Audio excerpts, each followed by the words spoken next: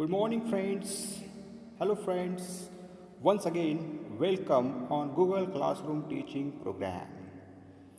Okay, friends, we are discuss about a poem, Cherry Tree.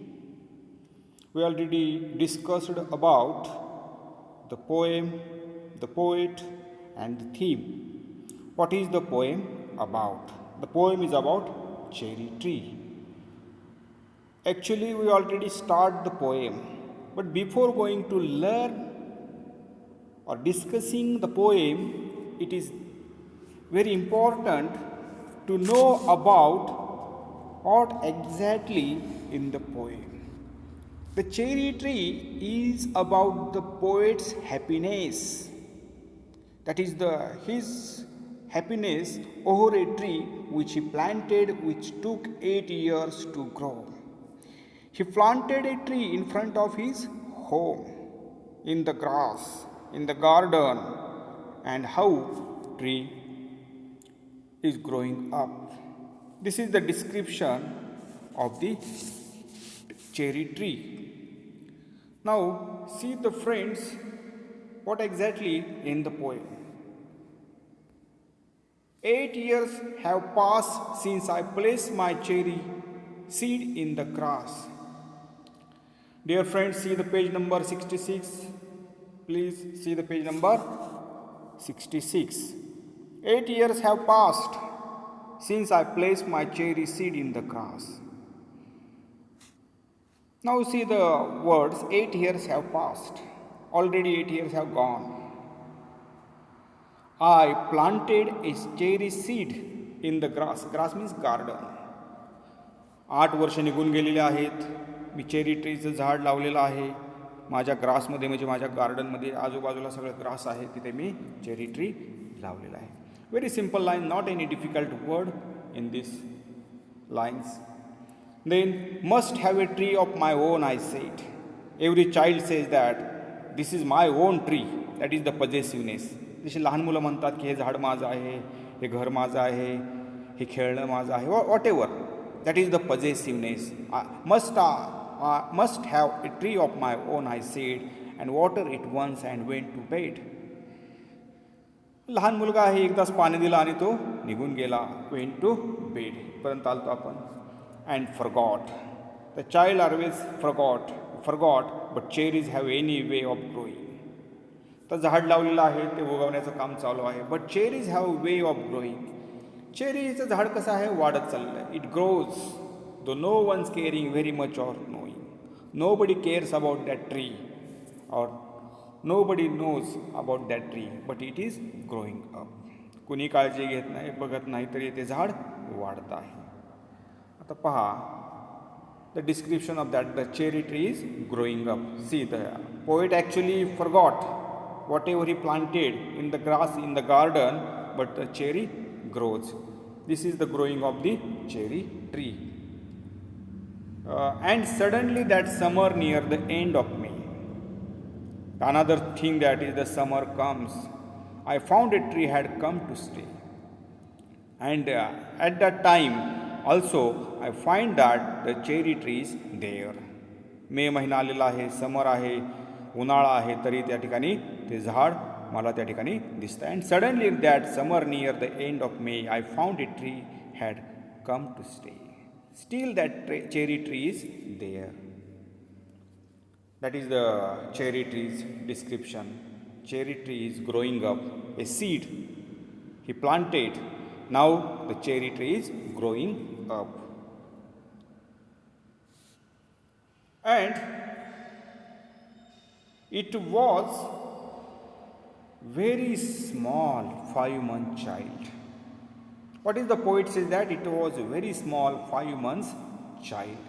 जणू काही ते 5 महिन्याच्या मुलासारखं ते झाड त्याला दिसतं आहे. It was very small 5-month child lost in the tall grass running wild. And he's lost. Lost means he's disappeared in the tall grass. त्या मोठमोठ्या गवतांच्या मध्ये ते झाड काय झालेलं आहे, दिसेनासं झालेलं आहे. Cherry tree is growing up, but nobody can see that cherry tree because there are tall grass around it. त्याच्या अवतीभोवती काय आहे? गवत आहे, गवत वाढलेलं आहे आणि त्या गवतामध्ये हे झाड लपलेलं आहे, कोणाला दिसत नाही. It was very small 5 month child lost in the tall grass running wild. त्या अस्तव्यस्त गवतामध्ये ते झाड कोणालाही दिसत नाही आहे. Very beautiful description by poet. अतिशय सुंदर असं डिस्क्रिप्शन कवीकडून झालेलं आपल्याला पाहायला मिळतं आहे की जणू काय ते झाड आपल्या डोळ्यासमोर उभं आहे. गवतामध्ये ते झाड फुललेलं आहे, परंतु कोणीही बघत नाही, कारण आजूबाजूला सर्व गवत आहे. Goats ate the leaves. Now see, there is a grass and goats ate the leaves. गवत खाण्यासाठी शेळ्या आलेल्या आहेत, बकऱ्या आलेल्या आहेत आणि त्यामध्ये काय झालेलं आहे? त्या छोट्या अशा चेरी ट्रीची पानं त्या शेळ्यांनी खाल्ली. Goats ate the leaves, the grass cutter sheath. Sheath means here a tool which a long curved blade at right angle to a long handle used cut long grass or grass. ज्याला आपण विळा म्हणतो, खुरपं म्हणतो, त्याप्रमाणे grass cutter. आता गवत काढणारे लोकसुद्धा त्या ठिकाणी येत आहेत आणि गवत काढताना ते छोटंसं झाड कोणाला दिसलं नाही. Now see the difficulties comes over that cherry trees. आता अनेक प्रकारची संकटं त्या चेरी ट्रीवरती आलेली आहेत. पहिलं संकट कोणाचं आहे? गोट्सने जे काय खाल्ली, गवत खाता खाता पानंसुद्धा खाऊन टाकली. दुसऱ्या बाजूला ग्रास कटर, गवत कापणारा, त्याने सुद्धा काय केलं? त्यालाही ते झाड दिसलं नाही, त्याने ते झाड कापलं. Split it apart and monsoon blight. आणि दुसऱ्या बाजूला monsoon blight means damage, causing damage.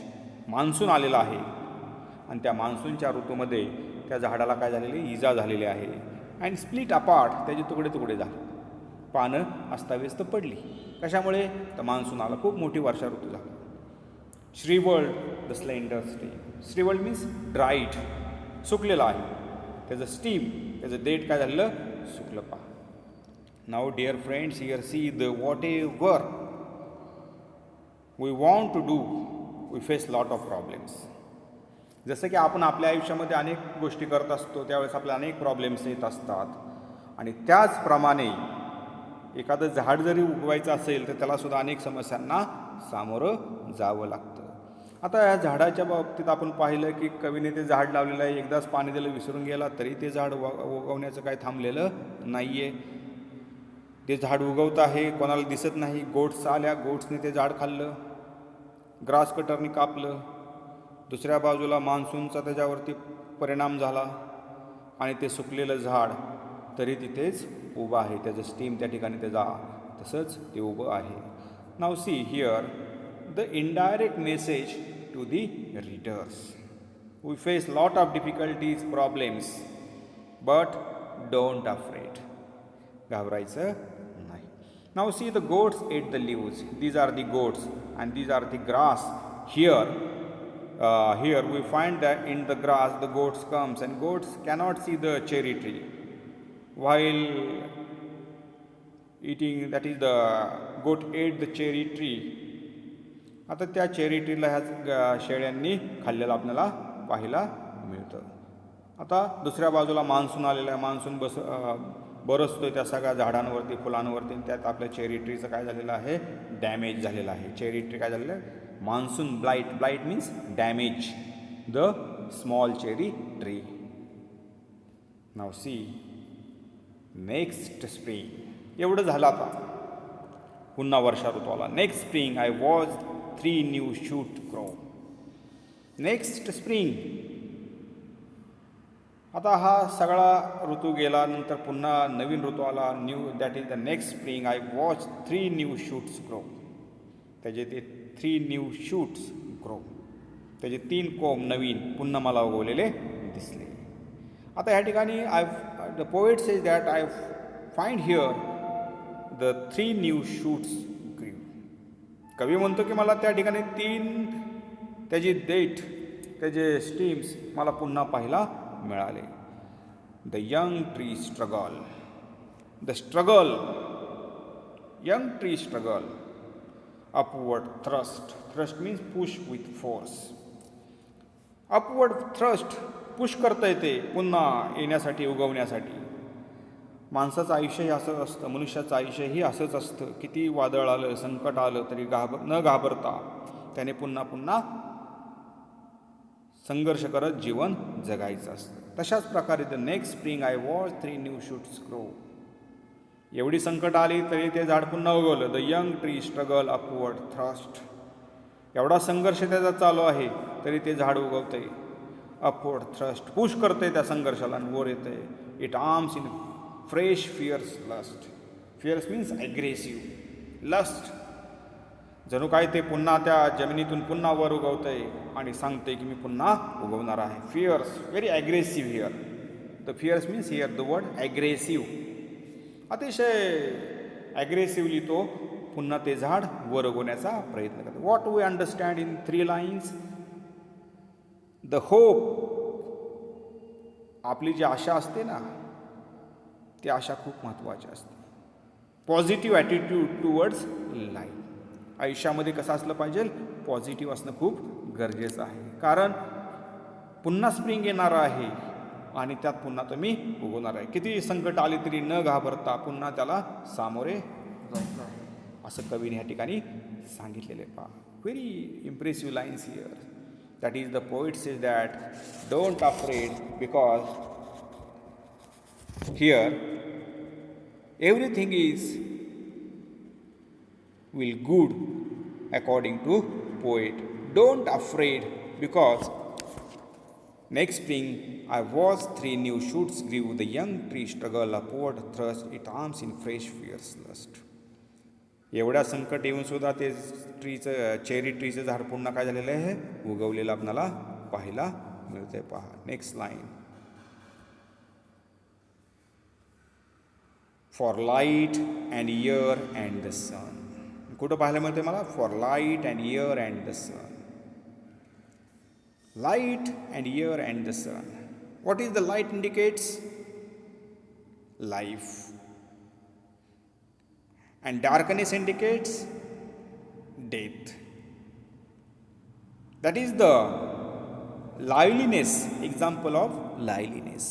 जिवंतपणाचं लक्षण आहे light.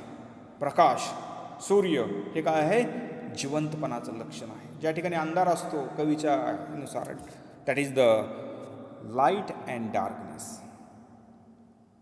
Life and death. Light stands for life and darkness stands for death. And here we find the life of the cherry tree. This is the cherry tree now growing up, very beautiful cherry tree. That is the next spring we find that cherry tree growing up.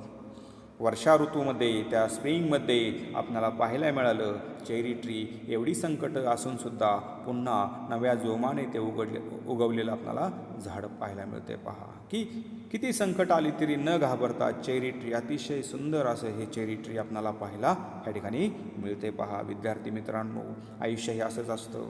किती संकट आली तरी न घाबरता पुन्हा जोमाने उठायचं असतं आणि संघर्ष करायचा असतो आणि पुन्हा नव्या जोमाने आपल्याला पुढे जायचं आहे, जसं की हे चेरी ट्री आहे.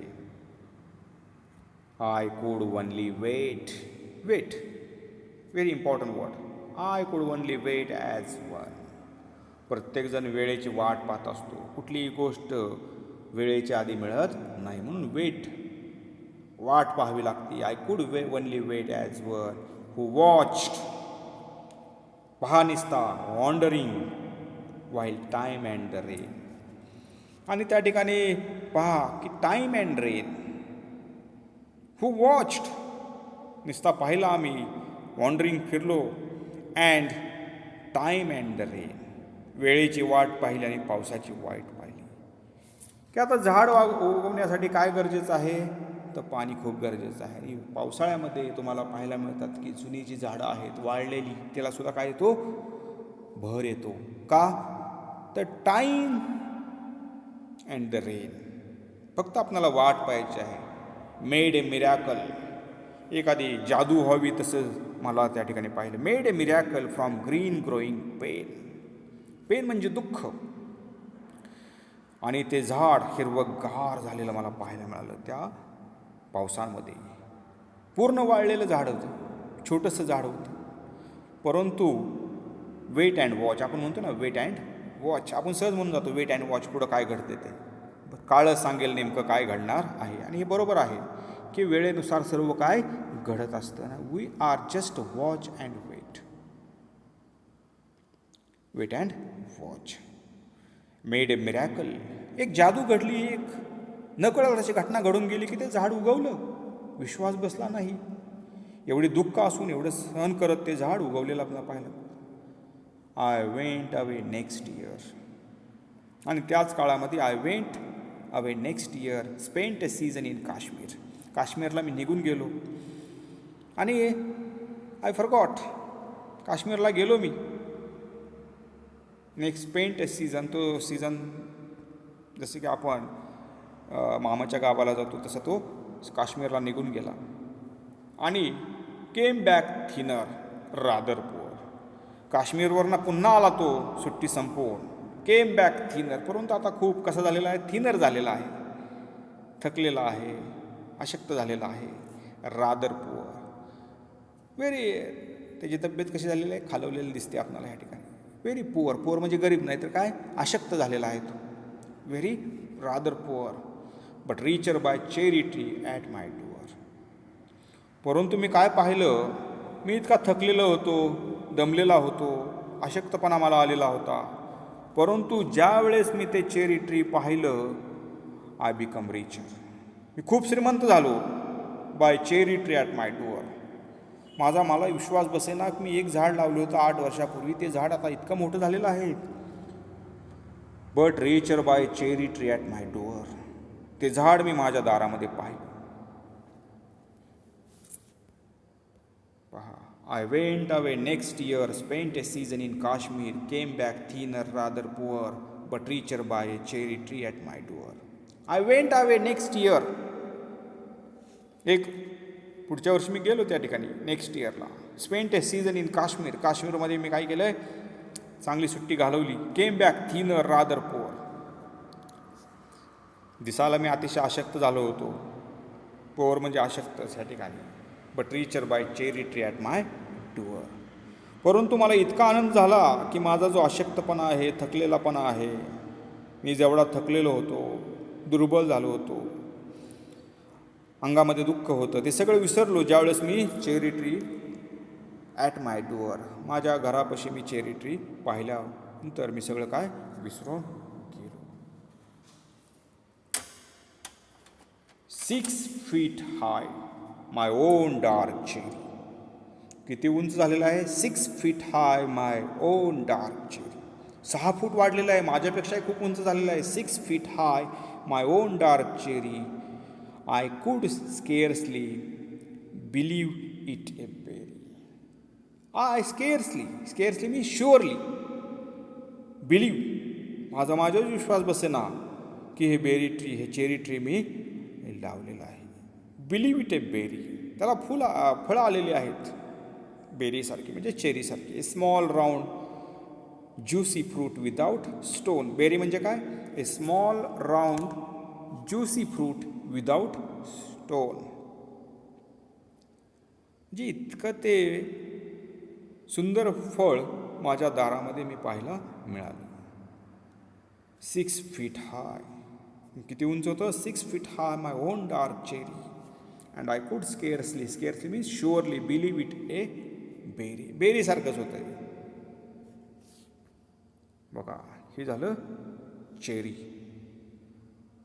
रायपॉन्ड कसे झालेले आहेत ते, रायपॉन्ड, व्हेरी ब्युटिफुल. बघताक्षणी तोंडाला पाणी सुटेल अशी ही फळं आपणाला पाहायला मिळाली. आणि तो खूप आनंदी झाला की मी हे झाड लावलेलं आज माझ्या अंगणामध्ये, दारामध्ये मी हे झाड पाहतो आहे. अतिशय सुंदर असं डिस्क्रिप्शन कवीने ह्या कवितेमध्ये चेरी ट्रीबद्दल दिलेलं आपल्याला पाहायला मिळतं. Very beautiful description, because poet shows that he says that this is my on tree. तो म्हणतो की हे झाड कोणाचं आहे, माझं आहे. दिस इज माय ओन ट्री. रायपॉन्ड ते कसं पिकलेलं आहे? रायपन अँड ज्वेल्ड इन द सन. आणि सूर्यप्रकाशामध्ये जणू काही जसं सोनं चमकतं तशी ती रायपण झालेली फळं चमकत होती. Hung from a branch just one. आणि त्या फांद्यांना ते लटकलेले आहेत आणि दिसायलाही अतिशय सुंदर दिसत आहेत पहा. Looking so beautiful hanging from a branch just one. ती इतकी सुंदर दिसत आहेत की बघता क्षणी खावीशी वाटत आहेत. Ripen and jewel in the sun hung from a branch just one. Dear friends, see these are the beautiful cherry trees, that is the cherries, a beautiful cherry tree described by poet, and he said that this is my own cherry tree, ripen and jewel in the sun, hung from a branch just one. And next year there were blossoms small. Blossom means flowering small. आता फळ आले, ते फळ फळलेलं नाही तर काय आहे? Next year there were blossom small, pink, fragile, quick to fall. त्या ब्लॉझमिंगमध्ये त्या बहरलेला, ब्लॉझम म्हणजे काय? बहरणे.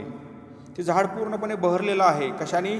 तर पिंक कलरच्या फुलांनी, पिंक कलरच्या फ्रूटने. फ्रेजाईल अतिशय नाजूक, क्विक टू फॉल. फ्रेजाईल म्हणजे नाजूक, हात लावता क्षणीच ते काय पडतं? खाली पडतं. Quick to fall. जर त्याला स्पर्श केला ना की लगेच ते काय होणार? खाली गळून पडणार. इतकं ते नाजूक असतं, टेंडर असतं, नाजूक, sweet. Pink, fragile, quick to fall at merest breath. Merest means slightest, breath the slightest breeze. आणि ब्रीज म्हणजे काय? तर त्याचा येणारा सुवास, त्या हवेमध्ये दरवळणारा सुवास. हवा, ब्रीज म्हणजे काय? हवा. परंतु ज्यावेळेस स्लीपेस्ट ब्रीज, त्या झाडाच्या आजूबाजून जरी आपण चाललो तरी इतका मन असा सुवास, स्लीपेस्ट ब्रीज, इतका सुंदर असा सुवास आपणाला पाहायला मिळतो आहे. At the merest breath. आपण जर श्वास घेतला ना तर आपणाला त्या चेरी ट्रीचा सुवास आपल्या नाकातनं जाणार आणि तोंडाला पाणी सुटणार. So very beautiful here you find that it is very beautiful description. I lay on the grass. He is sitting on the grass. आता तो तिथे बसलेला आहे. This is the beautiful atmosphere we find in the garden. I lay on the grass at ease. खूप मनमोकळेपणाने तो बसलेला आहे ग्रासवरती.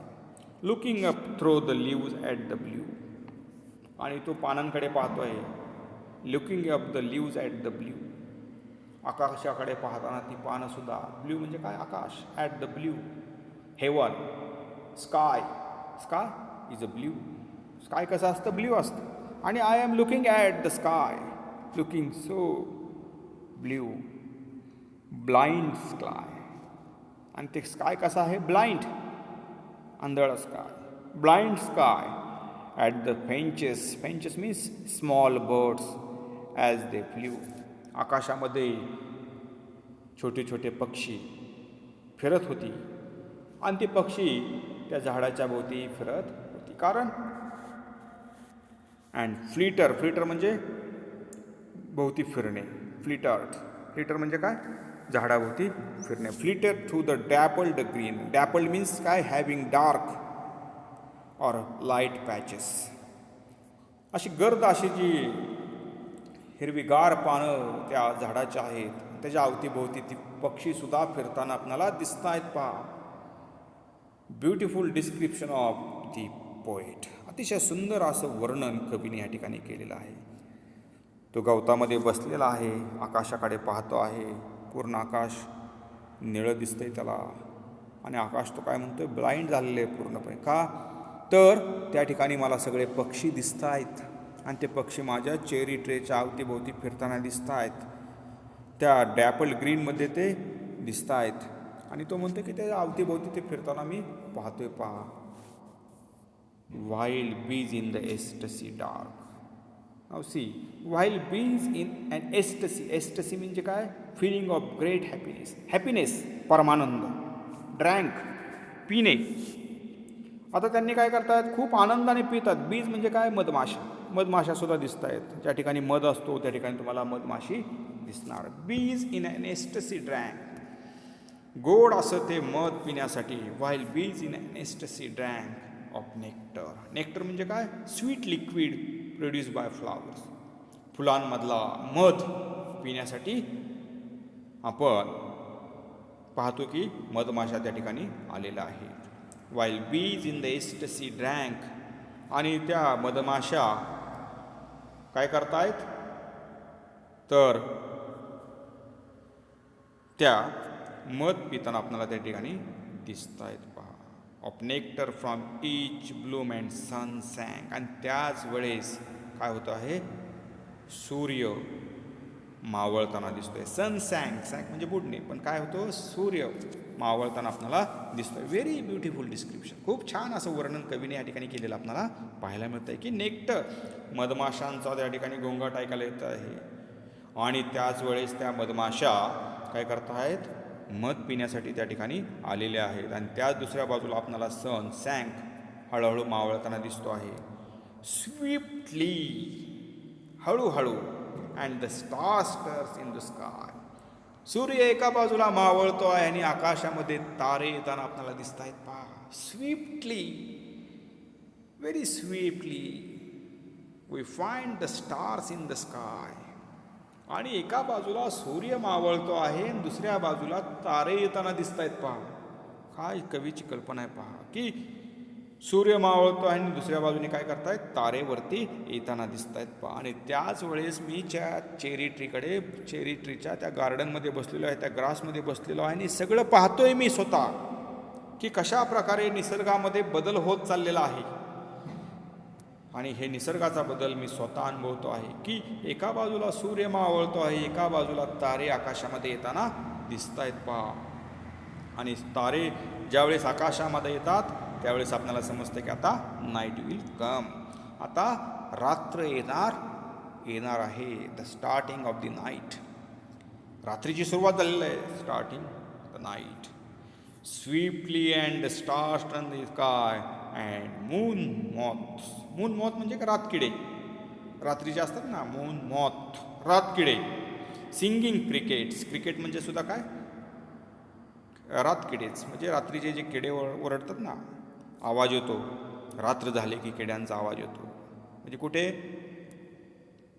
ज्या ठिकाणी घनदाट झाडे आहे, जंगल आहे, त्या ठिकाणी रातकिड्यांचा आपल्याला आवाज पाहायला मिळतो. अँड मून मूथ म्हणजे काय, रातकिडे. Moon moths and singing crickets and yes I praise night. Yes I praise night. इतका असा रातकिड्यांचा आवाज यायला लागलेला आहे की आय प्रेज्ड, मी त्याची काय करतो आहे, स्तुती करतो आहे. Praise night and stars. मी त्या काय करतो आहे, प्रेज करतो आहे night and stars and tree. खूप छान असं डिस्क्रिप्शन कवीने केलेलं आहे की आता दिवस मावळलेला आहे, रात्र आलेली आहे, रातकिड्यांचा आवाज पाहायला मिळतो आहे आणि त्या झाडामधून आता रातकिडे वरडायला सुरुवात करतायत. That small cherry grown by me. आणि त्याच वेळेस म्हणतो की कवी, that small the cherry tree grown by me. मी हे छोटंसं झाड लावलेलं आहे आणि आता ते काय झालेलं आहे, ग्रोन बाय मी. ते वाढलेलं आहे, त्याच्यावरती फळं आलेले आहेत, त्याच्यावरती पक्षी येऊन बसत आहेत, रातकिडे आहेत. सगळ्या प्रकारचं डिस्क्रिप्शन आपल्याला ह्यामध्ये पाहायला मिळतं आहे. म्हणजे what we understand from this poem that at the description of the night. Dear friend, see the stars at the night and poet looking the beautiful picture of the night, and he says that very beautiful stars at the night I find here, and I praise night and stars and tree, and that small the cherry grown by me. आणि मी हे झाड लावलेलं आहे, आकाशामध्ये तारे चमकत आहेत आणि अतिशय सुंदर असं दिसतंय मला ह्या ठिकाणी त्याचं वर्णन. I hope dear friends you understand this poem.